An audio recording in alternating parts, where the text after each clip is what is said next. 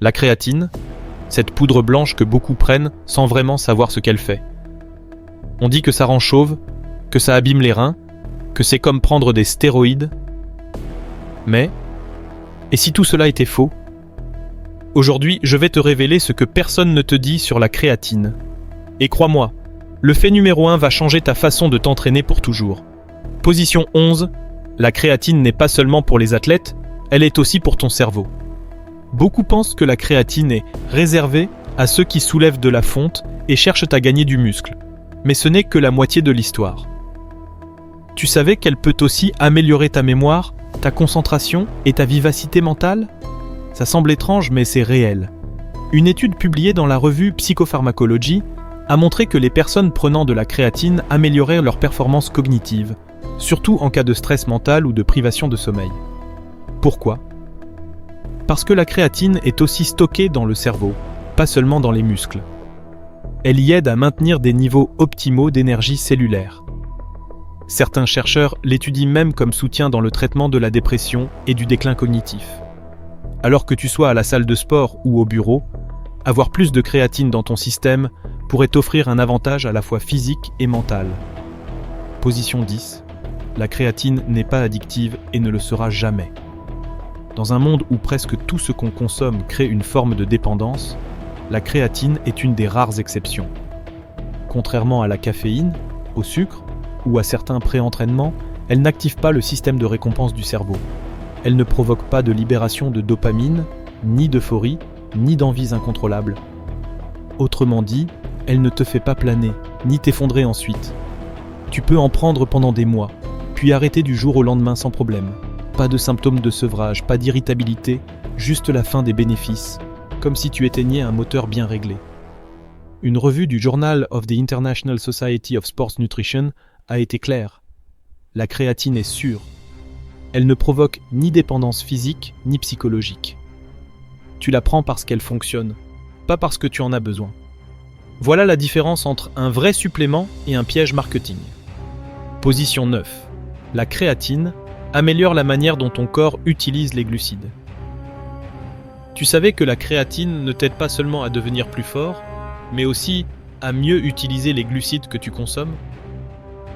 Après l'entraînement, tes muscles doivent refaire le plein d'énergie et la créatine rend ce processus plus efficace. Des études ont montré que la créatine améliore l'absorption du glucose par les muscles, accélérant la récupération et augmentant les réserves de glycogène. En d'autres termes, les glucides que tu manges après l'effort vont dans tes muscles, pas dans tes réserves de graisse.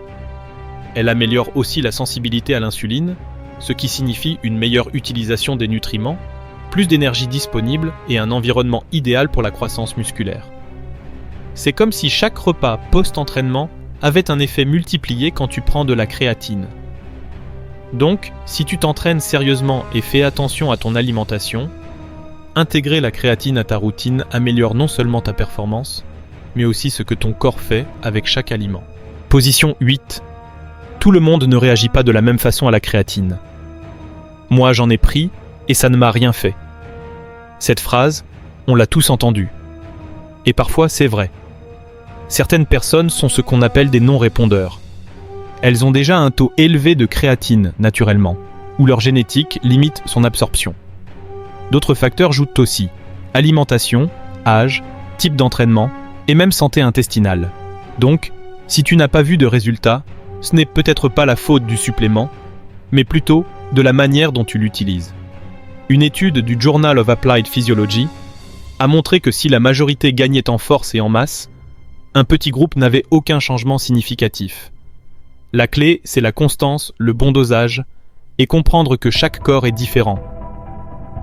Avant de dire que ça ne marche pas, demande-toi, est-ce que je l'ai bien utilisé ou est-ce que j'attendais des miracles? Position 7. La créatine ne te fait pas grossir, mais oui, elle fait prendre du poids. L'un des mythes les plus répandus sur la créatine, c'est qu'elle fait grossir.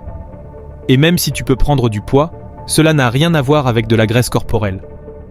La créatine provoque une rétention d'eau à l'intérieur des cellules musculaires. Tes muscles sont plus hydratés, plus pleins, plus volumineux, et cela se voit sur la balance. Une étude de 1999 a montré que ceux qui prenaient de la créatine prenaient entre 0,9 et 2 kg dès la première semaine. Mais ce n'était pas de la graisse, c'était de l'eau intracellulaire. Et ce n'est pas seulement inoffensif, c'est bénéfique. Cette augmentation de volume musculaire peut t'aider à t'entraîner plus fort, à te sentir plus énergique et à rester mieux hydraté au niveau cellulaire. Donc non, la créatine ne te fait pas grossir, elle te fait paraître plus massif, car elle crée un environnement musculaire plus performant. La prochaine fois que tu vois un chiffre plus haut sur la balance, ne panique pas. Peut-être que ce poids en plus, c'est justement ce dont tes muscles avaient besoin. Position 6, la créatine peut t'aider à mieux vieillir. Quand on pense à la créatine, on pense d'abord à force, muscle, performance. Mais peu savent qu'elle peut aussi être une puissante alliée du vieillissement en bonne santé. En vieillissant, on perd de la masse musculaire, de la force et de la mobilité. C'est ce qu'on appelle la sarcopénie, une des principales causes de perte d'indépendance chez les personnes âgées. Et c'est là que la créatine entre en jeu. Des études ont montré qu'elle aide à maintenir, voire augmenter, la masse et la force musculaire chez les seniors. Mais ce n'est pas tout. Elle pourrait aussi améliorer les fonctions cognitives comme la mémoire et l'attention grâce à sa capacité à maintenir l'énergie cérébrale. Elle a même des propriétés antioxydantes et anti-inflammatoires qui protègent contre les dommages cellulaires liés au vieillissement. En clair, ce n'est pas juste pour ceux qui veulent avoir l'air en forme. C'est pour ceux qui veulent vivre mieux, plus longtemps. Peut-être qu'un jour, on ne verra plus la créatine comme un simple supplément sportif, mais comme un outil de longévité.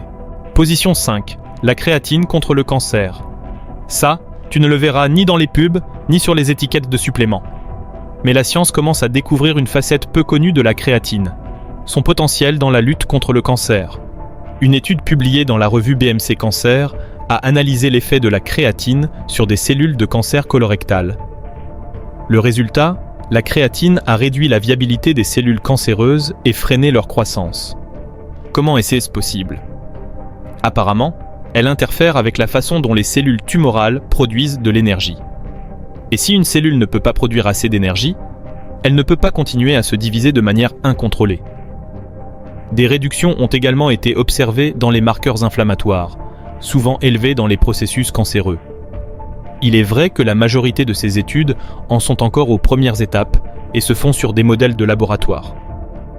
Mais les résultats sont suffisamment intéressants pour que de nombreux chercheurs commencent à s'intéresser de près à ce composé. La créatine pourrait-elle un jour faire partie d'un protocole de traitement ? On ne le sait pas encore, mais la possibilité est bien réelle. Ce qui est certain, c'est que la créatine est bien plus qu'un simple complément pour soulever plus lourd. Elle a des effets que la plupart des gens n'imaginent même pas. Position 4. La qualité de la créatine compte plus que tu ne le crois. Toutes les créatines ne se valent pas. Et si tu achètes la moins chère sans lire l'étiquette, tu risques de gaspiller ton argent. Ou pire, de mettre ta santé en danger. La créatine la plus étudiée et la plus fiable est la créatine monohydrate. Surtout celle qui porte un label de qualité comme Créapure marqué. Pourquoi ? Parce qu'elle est testée, pure, et ne contient pas d'impuretés qui pourraient te nuire. Les créatines de mauvaise qualité peuvent contenir des métaux lourds, des contaminants ou des ingrédients ajoutés non déclarés. Certaines provoquent des effets secondaires comme des diarrhées, des nausées ou des douleurs d'estomac, non pas à cause de la créatine elle-même, mais à cause de ce qui l'accompagne. Il existe aussi des versions dites modernes, promettant une meilleure absorption, mais sans preuve scientifique solide à l'appui. Si tu vas investir dans un supplément que tu prends chaque jour, mieux vaut ne pas faire d'économie. Choisir une créatine de qualité peut faire la différence entre des résultats réels et une attente déçue. Position 3. La créatine accélère la récupération musculaire. Il ne s'agit pas seulement de soulever plus lourd, mais aussi de récupérer plus vite. Et c'est là que la créatine prouve qu'elle n'est pas juste un supplément pour prendre du volume, mais un outil pour soutenir la performance sur le long terme. Lors d'un effort intense, les réserves d'ATP, la principale source d'énergie cellulaire, s'épuisent rapidement. La créatine aide à régénérer cet ATP plus vite, ce qui améliore non seulement ta performance pendant la séance, mais aussi la récupération après. De nombreuses études ont démontré que la créatine réduit les dommages musculaires, diminue l'inflammation post-entraînement, et accélère la récupération globale. En pratique, cela signifie moins de jours de douleur, plus de fréquences d'entraînement, meilleure progression. Pour les athlètes de haut niveau et ceux qui s'entraînent dur plusieurs fois par semaine, c'est une vraie différence. La créatine continue de travailler, même quand toi, tu te reposes.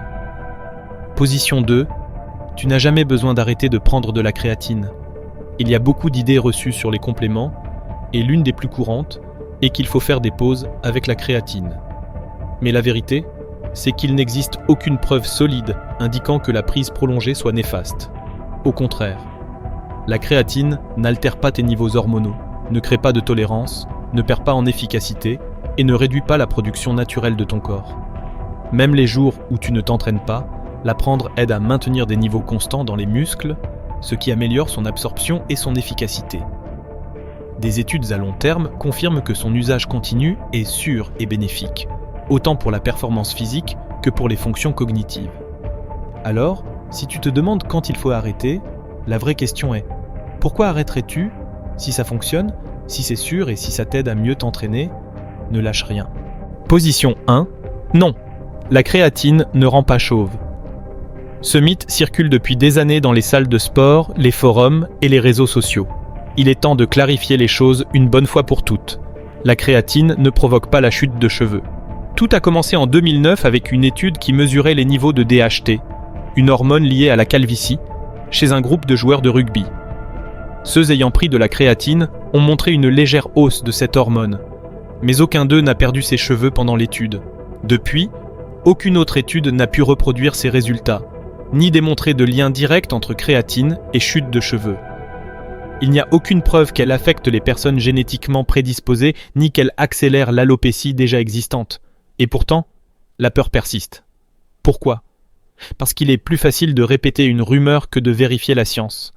Alors si tu as évité la créatine par peur de devenir chauve, la réalité est que tu te prives de l'un des compléments les plus utiles qui existent, à cause d'un mythe sans preuve. La créatine va au-delà du simple entraînement. Ses bienfaits peuvent transformer ton corps et ton esprit. Mais voici ce qu'il y a de plus important. La créatine ne fonctionne pas seule. Si tu ne manges pas correctement avant, pendant et après l'entraînement, tu limites ta progression, avec ou sans supplément. C'est pourquoi j'ai préparé une vidéo spéciale où je t'explique exactement quoi manger à chaque étape de ton entraînement, pour maximiser ton énergie, ta performance et tes résultats. Clique maintenant et découvre-la. Le guide ultime de nutrition autour de l'entraînement. Je te promets qu'après cette vidéo, tu ne verras plus jamais tes repas de la même façon.